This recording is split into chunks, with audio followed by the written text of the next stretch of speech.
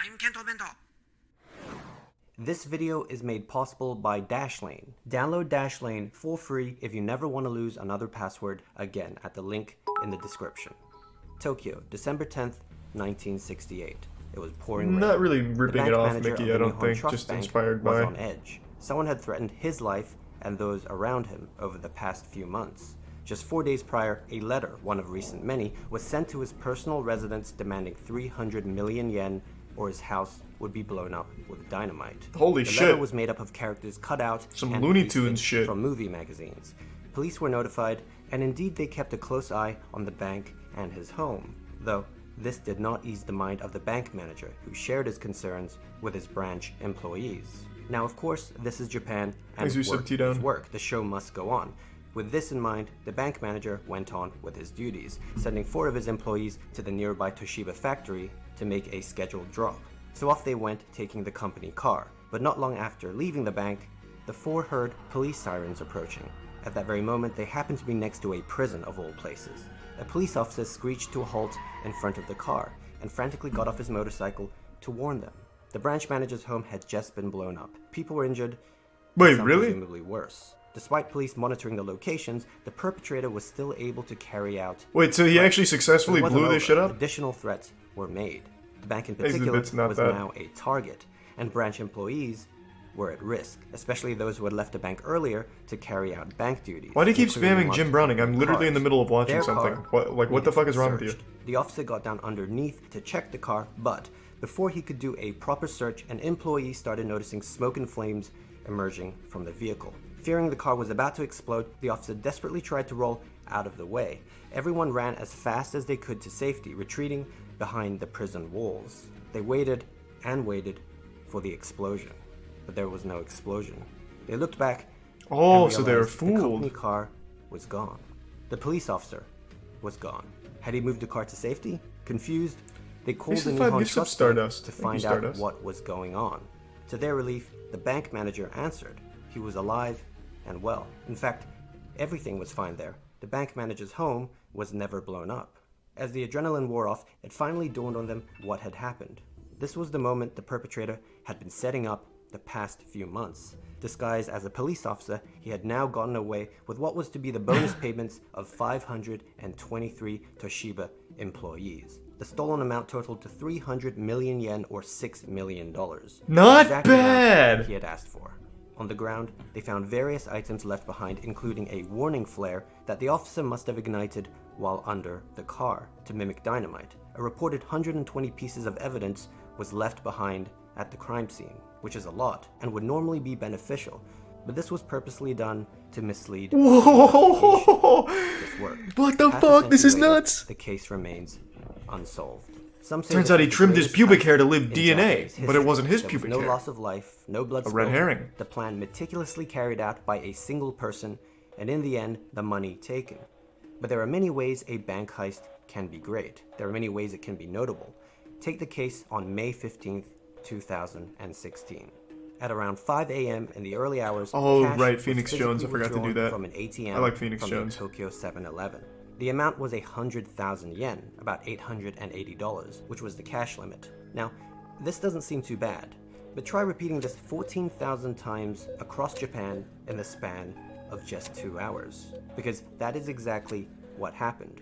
In total, 1.4 billion yen, about $13 million, was taken from ATMs alone. And this wasn't done electronically. What? It was done in person. Sure, it had to be some sort of a large, coordinated group, but the staggering number of transactions in a 2-hour frame made even this seem questionable. Compared to other notable cases, the largest known recorded number of participants to have been How in involved the in a fuck? single heist wouldn't have been able to pull this off either, unless they had superpowers. Involving an even larger team would presumably be unwise, as there'd be too many chefs in the kitchen. Now, after police completed their painstaking Jesus process Christ! of checking security footage of each 7-Eleven store, and yeah, it was only 7-Eleven's hit, they found their answer. In this particular case, the more chefs the better. It wasn't a team of 50 or 100 or even 200. it was 600 people. 600 people pulling off a sophisticated, highly coordinated heist using fake credit cards. Quite the contrast from the single perpetrator Thanks to of our Prime, first heist. Toto, Not and Rusub surprisingly, Kaze. most people have surmised with this many active participants, there must have been links to a large crime organization. But as of today, despite the numbers, no one of note has been caught. Now, here's a quick one. Kobe, August 7th, 1992. How in the fuck can you not catch a single 540 person in million that yen if you knew was stolen exactly from Fukutoki what Bank, places which they is a were hitting sizable with amount. security cameras? How What does that makes happen? this story so unique is How do you that fuck 10 that up? days after the heist, the bank, still reeling from the events, received a note from the robbers. The note read, "Thank you very much for the bonus. We can now live on this loot for the rest of our lives." It was a sincere message of gratitude. Yeah, we all know the reputation Japanese people have for being polite, but this took it to another level. So the last three cases involved plans being executed perfectly He's the prime with writer. no loss of life. But not the case with the next one. We're going way back. January 26, Thanks to Resub 1948. Brendan. Again in Tokyo, a man in his 40s walked into a branch of the Imperial Bank just before closing time. 16 people were inside, including customers and bank workers. He got everyone's attention and explained he was a government health inspector sent by the US occupation authorities. Remember, this was post-war Tokyo, still under US occupation. The man stated there was a sudden These are some outbreak frosty of nips. dysentery in the area, and he was to Ooh, carry Oregon out Trail. inoculations. In post-war Tokyo, the disease was a legitimate threat, so no one really doubted him. Add to the fact that the man was wearing an official government armband. He gave all 16 people a pill and a few drops of liquid, which they quickly drank. Now, it wasn't long until they fell, one by one, in agony. Oh, With fuck. everyone incapacitated, the so-called health inspector grabbed all the money he could find and calmly left. 12 of the 16 people would later be confirmed dead, including a young child. The solution they drank was a cyanide solution. Holy this was a shit. ruthless way to go about a heist. But what made this even more strange was that the man left behind a business card. He left it at the scene. The card was marked with the name Shigeru Matsui, apparently from the Department of Disease Prevention, which does make sense since he was pretending to be a health official. But Shigeru Matsui turned out to be a real person who actually worked for the Department of Disease Prevention. Not surprisingly, He killed him and upon took the investigation, shit? Matsui was cleared. He was not the robber. He had several alibis. But he told police he had exchanged business cards with 593 individuals. How would he know that Japanese number? people have the habit of exchanging business cards with personal details, so this was helpful. as Oh, I police guess you could now just had look at every business card. 593 suspects. Over time, they were able to whittle down this number to just 8 cards, 8 suspects, one of which was a man named Sadamichi Hirasawa, a Japanese painter. When Hirasawa was questioned and asked to produce the card of Shigeru Matsui's, which he should have had, he could not. He claimed it must have been in his wallet, which was stolen the other day. He was a victim of pickpocketing. Police had a feeling they knew exactly where the card was. He could have When just asked to lost the produce an card. alibi, I don't keep business he could not. cards. When police looked into his history, they found 4 previous cases of bank fraud. When they searched his possession, they found a similar amount of money to that stolen from the bank. Hirasawa suspiciously refused to divulge how he got this money.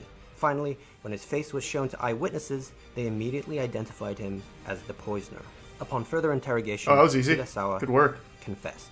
He was arrested for the robbery and the murders, and in 1950, he was given the death penalty. He was sent to death row to await execution by hanging. Case closed. Or is it?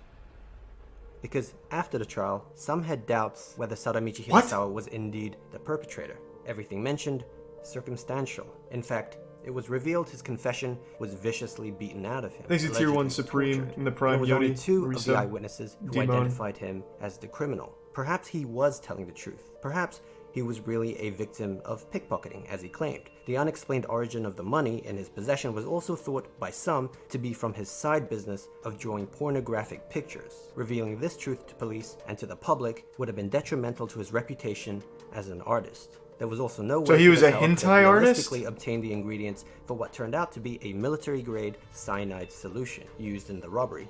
Interestingly, some have claimed that the true culprit was actually a former member of the notorious Unit 731, a covert biological and chemical warfare research and development unit of the Imperial Japanese Army that undertook lethal human experimentation during wartime. If so, this would explain the accessibility to the poison. The Minister of Justice himself doubted Hirasawa's guilt, and so never signed the death warrant. This opinion was shared by successive ministers of justice, so the death sentence was never actually carried out. And so Hirasawa sat in prison on death row for the next 32 years of his life, one of the longest tenures ever on death row. And on May 10th, 1987, he caught pneumonia and died in a prison hospital. Despite the verdict, the case was never truly put to rest, and many people felt that the true culprit, all those years ago, would have been within grasp if only the focus was on the right person. This brutality It does happened in seem 1948. very 7 odd that a years on, painter there would come emerge up with a that. new type of heist. January 25th, 2008. That seems extremely Land of the rising hardcore. cybercrime. The Tokyo-based exchange CoinCheck, one of the most prominent virtual currency exchanges in Asia, Next was is the fall prime, just victim Kir to the and biggest Reese's sauce. cryptocurrency heist in history. What do you mean, water? At 2:57 a.m., using overseas servers, hackers, disguising themselves as authorized users, were able to enter the system. They remained undetected for the next 8.5 hours, stealing 58 billion yen worth of the cryptocurrency NEM, which is about $530 million.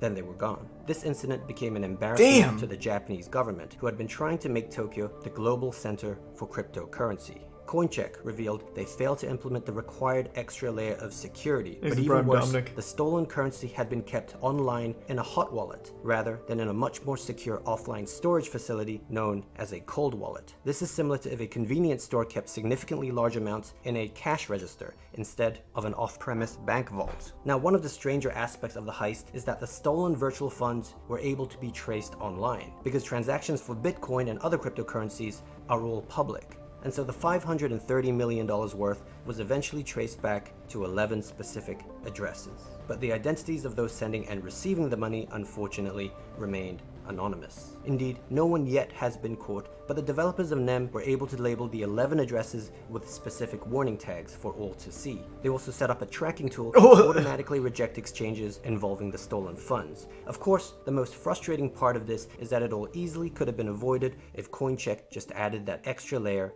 of security. And really, it's not just big companies. Most people today are I imagine T-Max they'd when it already comes to cashed online it out security, like that using same the day. Same password for every account they have. couldn't have. Now, if this is you, congratulations. You have bad habits just like me, but that's okay. I'm segueing here because Dashlane makes keeping track of all your passwords. I see why you saved that one for last.